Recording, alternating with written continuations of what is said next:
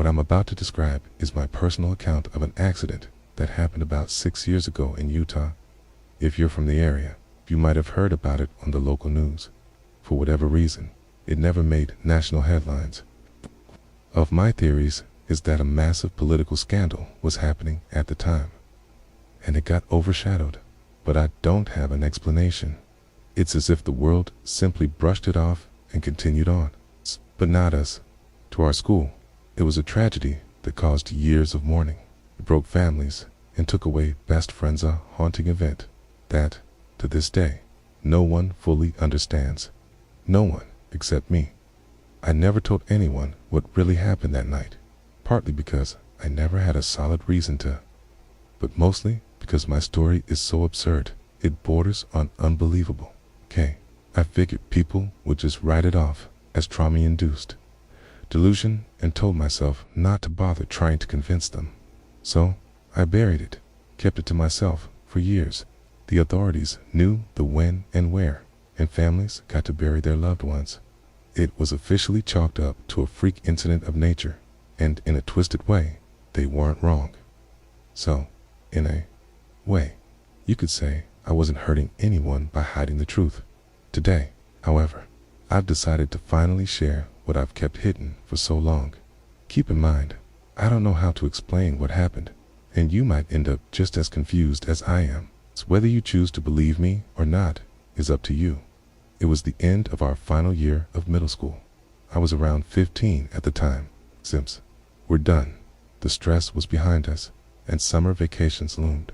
Despite that, some of us were sad to leave our small private school in California, especially because it had a family feel that I hadn't experienced before, given the number of students was lower than normal. I moved schools often due to my parents' constant relocation. This place felt different than any school I'd attended before. To celebrate and shake away the bitterness, people started talking about organizing something fun before we inevitably parted ways. There were talks of going to New York, maybe even an ambitious trip to Europe or Asia, but the organizers ran into too many issues trying to plan something on that scale.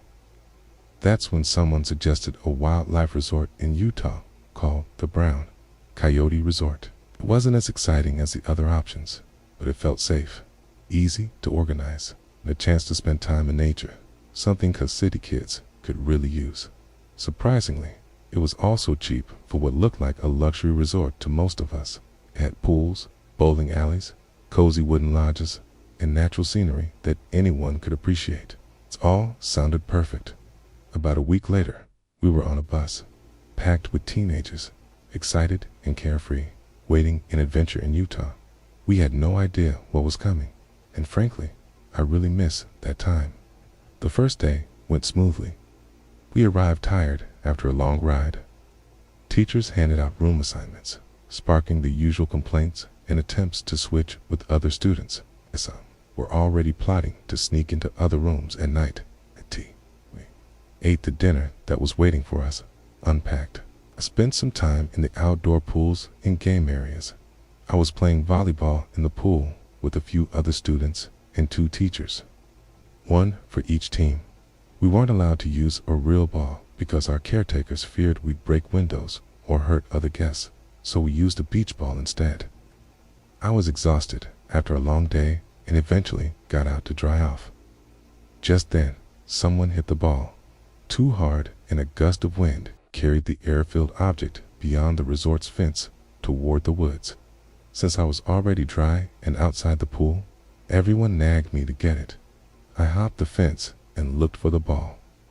I saw it near a small cabin, probably rented by other guests.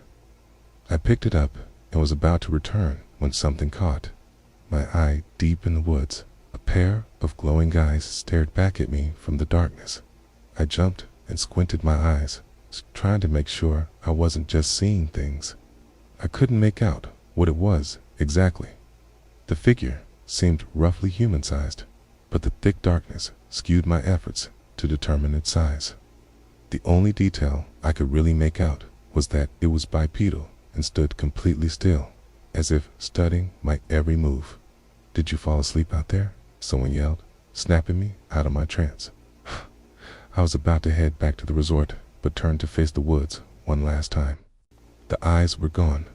That night, some guys in my room schemed to sneak into the girls' room on the other side of our hallway and brainstormed a plan on how not to get caught. I was too tired to entertain it and decided to just call it a day. Okay? My friends called me a killjoy for it. Okay? Still, my mind kept circling back to what I saw. Was it just a reflection? A hallucination? An animal? At that point, I wasn't entirely sure. Eventually, exhaustion won over, and I drifted off to sleep. On day 2, we were forced to sit through a lecture about local wildlife from one of the seemingly sleep-deprived guides.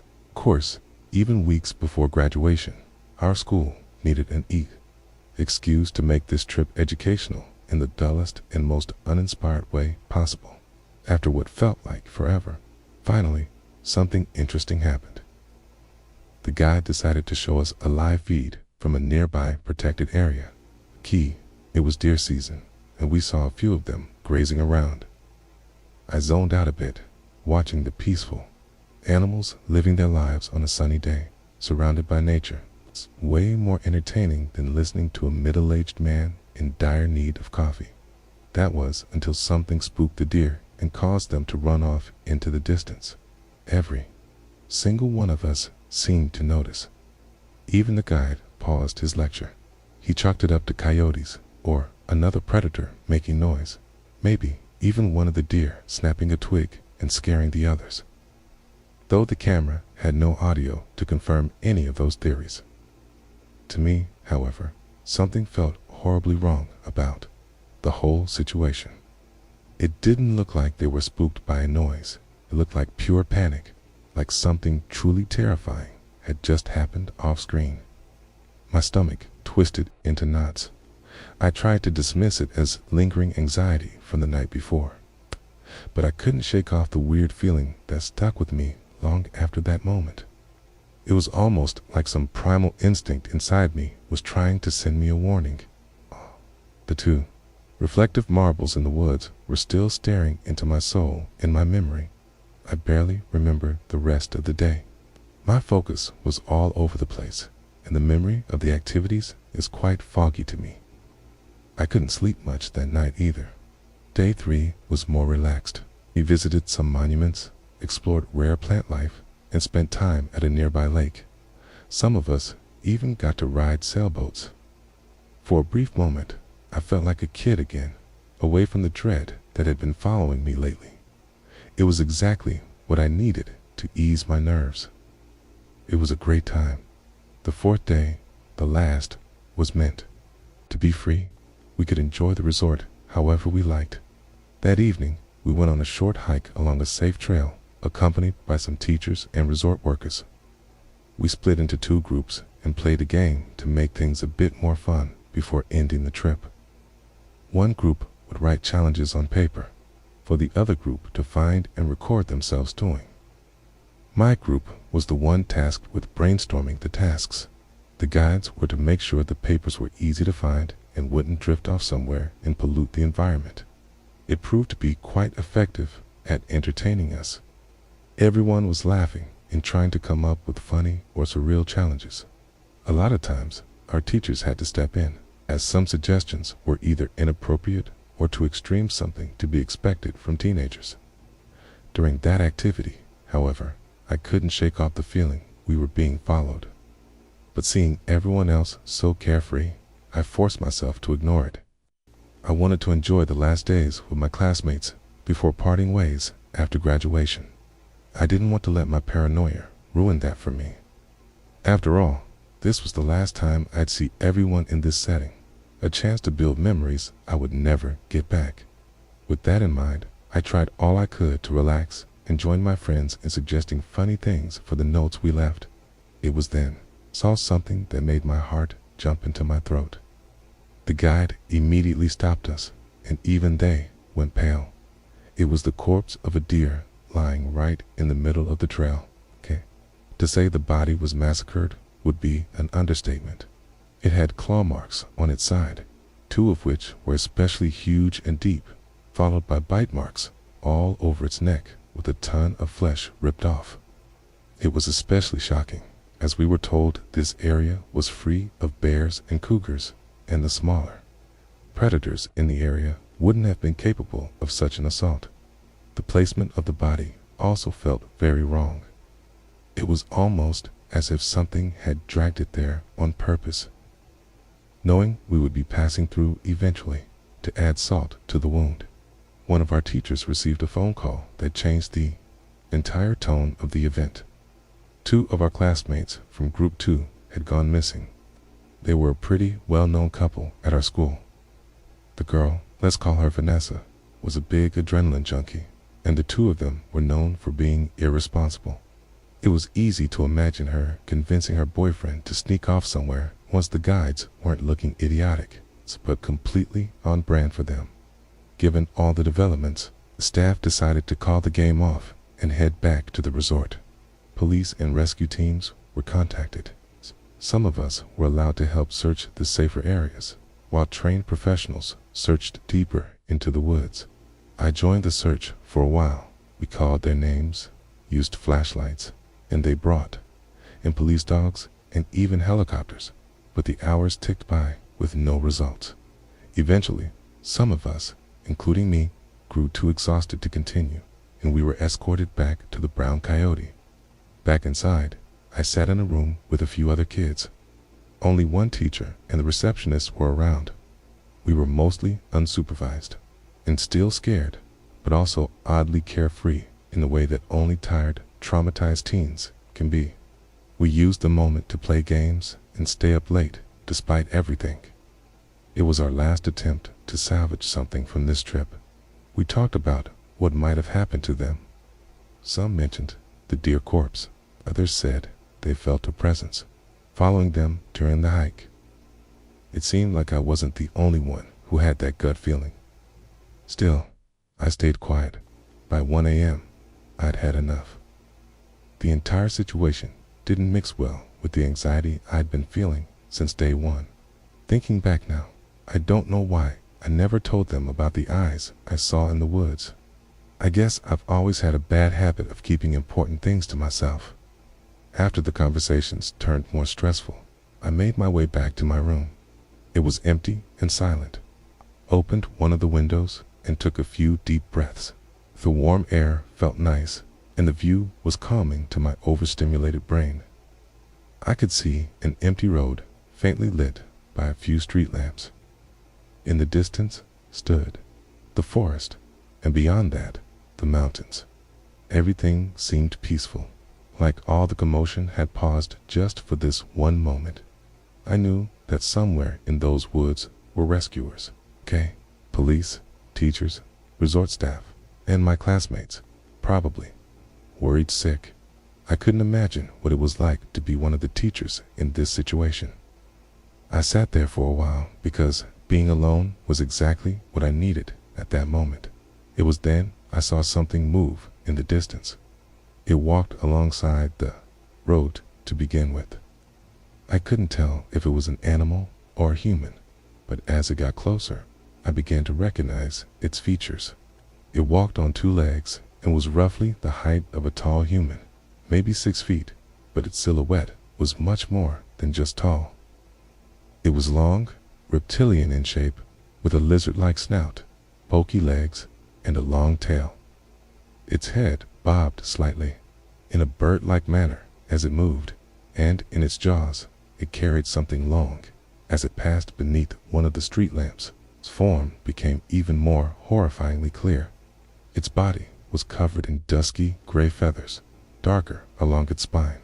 Its snout was stained crimson with blood.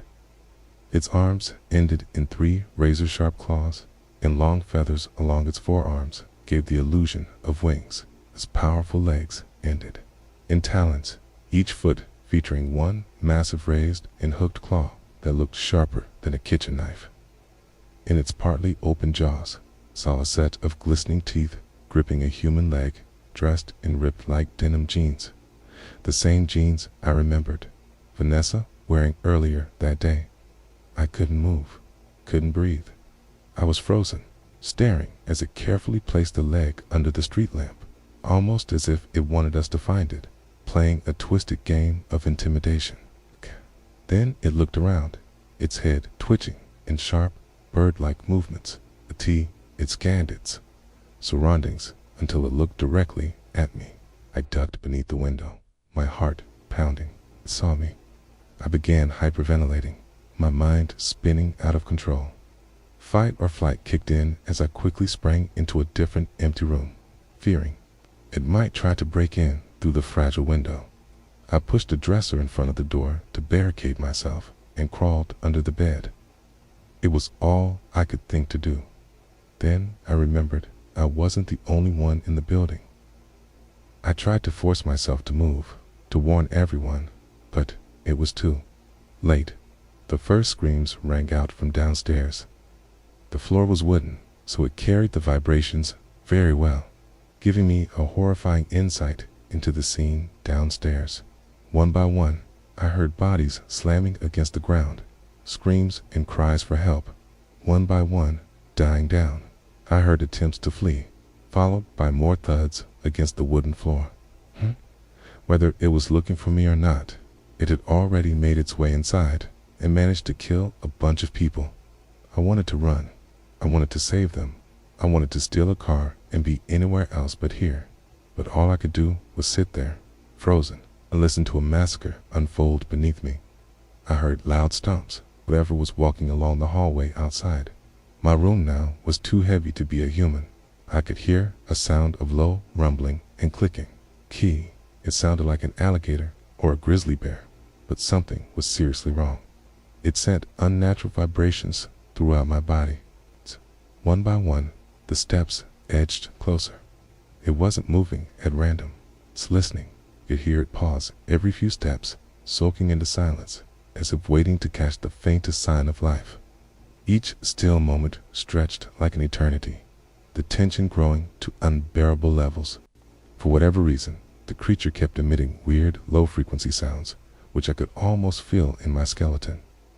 To my detriment, I could barely control how much my body was shaking and how hard it was to mask my terrified breaths.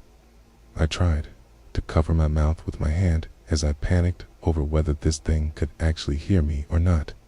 That's when it started the scratches. I could feel my heart pounding so hard it threatened to jump out of my chest, while the razor-sharp claws of my pursuer began studying the entrance to my room. It knew where I was and was now trying to figure out how to get inside, how to get to me. I heard the door handle go down slowly, as the only thing blocking it was the dresser. Realizing its efforts weren't enough, I heard it pounding on the door, as if it was trying to kick its way through. A loud slam, followed by another. I was convinced I was reaching my final moments alive. My life flashed in front of my eyes as I heard the monster pounding on the door. I wasn't ready to die, not like this, as it seemed the doors might give in soon. Out of nowhere, another scream could be heard.